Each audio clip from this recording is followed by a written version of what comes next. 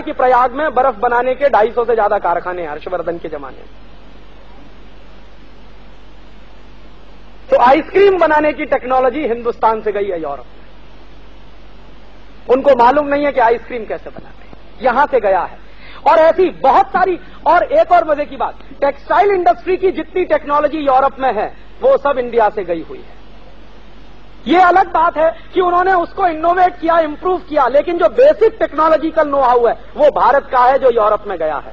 और यहां आने वाले उनके तमाम जो यात्री हैं, उनके जो व्यापारी हैं, उनके जो तमाम लोग हैं, उनके माध्यम से वो गया है।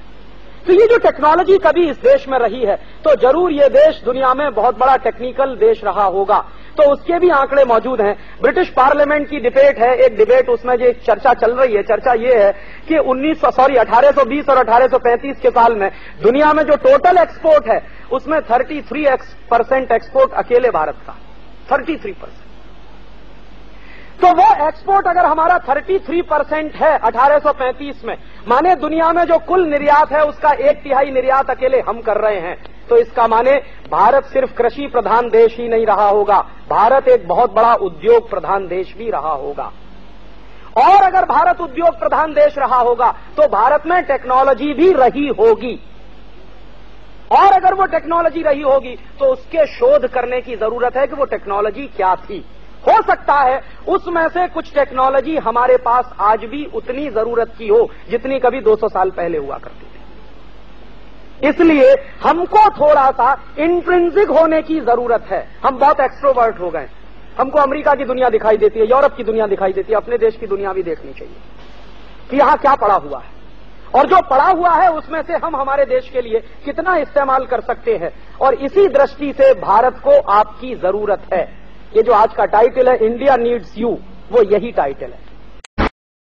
इंडिया नीड्स यू, वो यही टाइटल है कि ये जो उपलब्ध टेक्नोलॉजी है जो कभी रही इस देश में हजारों साल, वो टेक्नोलॉजी को इनोवेट करें, इंप्रूव करें, तो शायद भारत की आज की समस्याओं का समाधान मिल सकता है। और वो कैसे मिल सकता है? मेरे मन में कई बार ऐसा आता है कि यूरोप से आई हुई सारी की सारी टेक्नोलॉजी हमारी समस्याओं का समाधान करेगी, ये बिल्कुल जरूरी नहीं। क्योंकि आपको मैं एक मूल पते की बात बता के जा रहा हूं, टेक्नोलॉजी कभी भी यूनिवर्सल नहीं होती, टेक्नोलॉजी हमेशा लोकल होती है। साइंस यूनिवर्सल हुआ करता है। साइंस जो भारत में है वो अमेरिका में भी होगा, वही फ्रांस में भी होगा, वो जर्मनी में भी होगा, वो यूरोप के किसी भी देश में होगा, लैटिन अमेरिका में भी होगा, टिम्बकटू में भी होगा, कहीं भी होगा। लेकिन टेक्नोलॉजी कभी भी यूनिवर्सल नहीं हो सकती। टेक्नोलॉजी हमेशा अपने स्थानिक जरूरतों के आधार पर बनती है।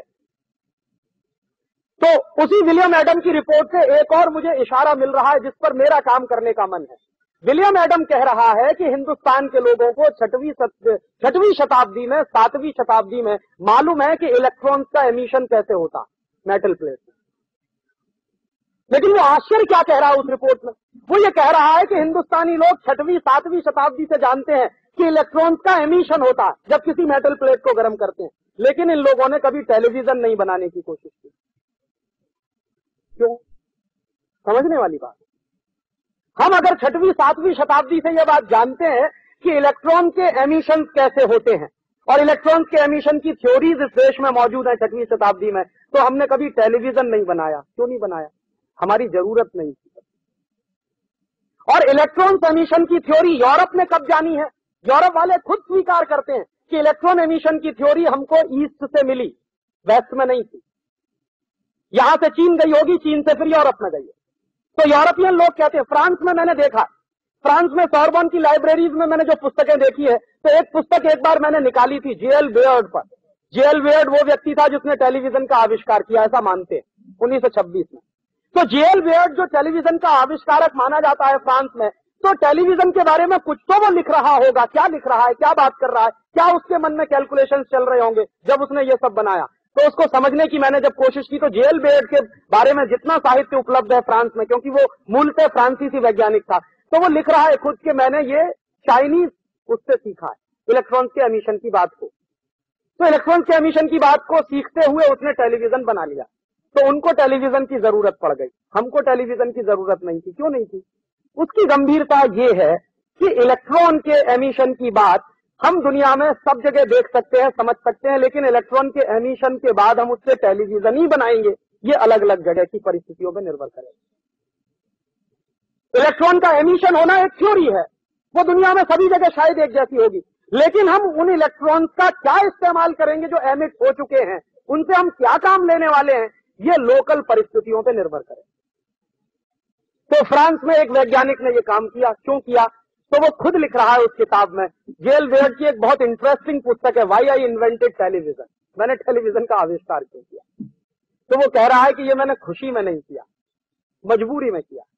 तो मजबूरी क्या है, तो वो कह रहा है कि फ्रांसीसी सरकार मुझको बार बार कह रही है कि एक ऐसी मशीन बनाओ जिसके सामने लोग बैठे रहे और कोई रिएक्शन ना करे।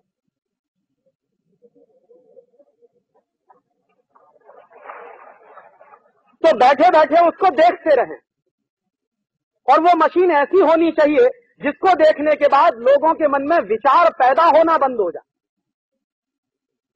हाँ, तो वो कह रहा है कि मुझे फ्रांस सरकार कह रही है ऐसी एक मशीन की जरूरत है। क्यों मशीन की जरूरत है, तो वो कह रहा है कि मेरा जो देश है फ्रांस या यूरोप का पूरा इलाका, यहां पर एक बड़ी बुरी परंपरा है। अब उसको आप चाहे जैसे कहें, बुरी परंपरा क्या है कि वहां हजारों साल लोगों को गुलाम बनाकर रखा जाता है। तो लोगों को गुलाम बनाकर रखने की परंपरा बहुत पुरानी परंपरा है यूरोप में, हजारों साल पुरानी परंपरा। तो लोग पीढ़ी दर पीढ़ी गुलाम रहते हैं।